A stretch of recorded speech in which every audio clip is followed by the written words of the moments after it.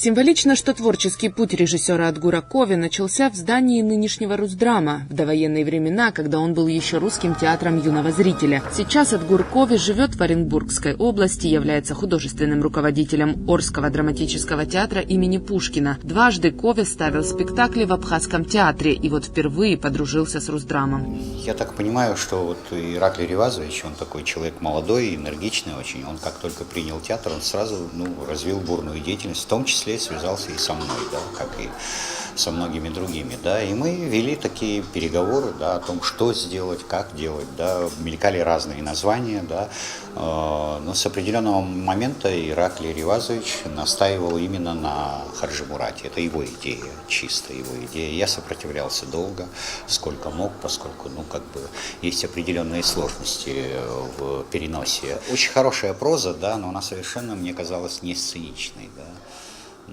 В результате ему удалось меня уговорить, а мне пришлось что-то делать. Генеральный директор Русдрама Ираклий Хиндба рассказал нам, почему выбрал такую сложную для постановки повесть. Во-первых, это гениальный текст, это Лев Николаевич Толстой, и большая честь, что в нашем театре будет идти спектакль по произведению Толстого.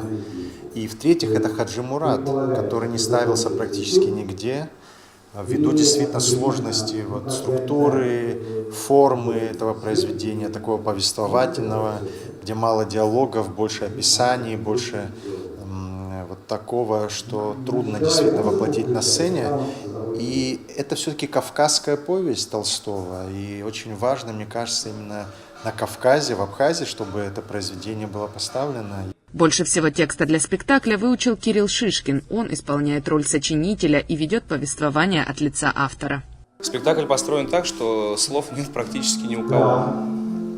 То есть спектакль построен на каких-то пластических этюдах, на взаимодействии между партнерами, что называется, глазами. Нам, актерам, это гораздо сложнее, но тем и интереснее, потому что мы находимся в процессе сочинительства, и мы вместе с режиссером делаем этот спектакль, и это очень ценно и очень интересно. Спектакль «Хаджи Мурат» станет долгожданным возвращением к театральному искусству художника-постановщика Батала Джапуа. Примечательно и то, что в этой постановке первична сценография, то есть сначала Батал Джапуа придумал декорации и оформление, а потом уже к работе приступили режиссер и артисты. Помог художник Батал Джапуа.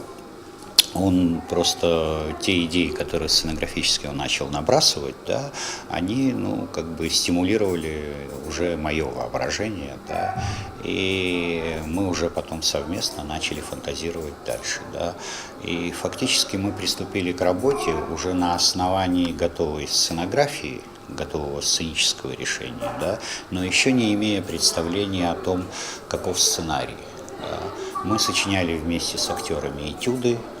И на основе этих этюдов рождался спектакль.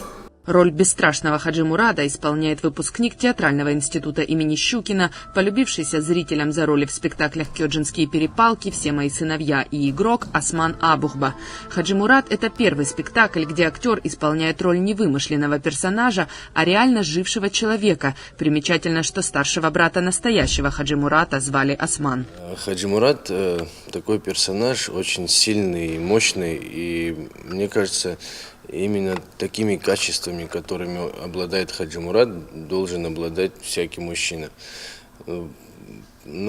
Действие происходило в период русско-кавказской войны, в один из этапов, когда Чечней и Дагестаном правил Гамзат, а затем Шамиль. Многие люди не подчинялись Шамилю, и пришлось некоторых людей убить. В том числе были и братья Хаджи Мурата.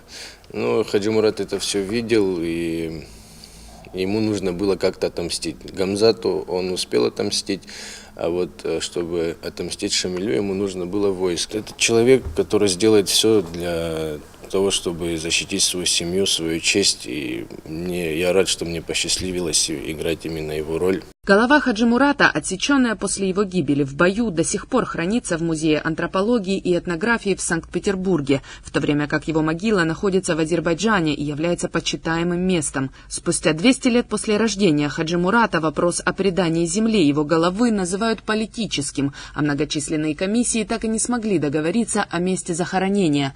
Авторитет аварского героя настолько велик, что его могила может стать местом паломничества и поводом для роста сепаратистских настроений среди дагестанцев, проживающих в России и Азербайджане. Премьера спектакля о невероятной жизни Хаджи Мурата состоится 17 декабря. Надежда Боровикова, Рамо Камкия, Сосрыку Агуха, Абаза ТВ.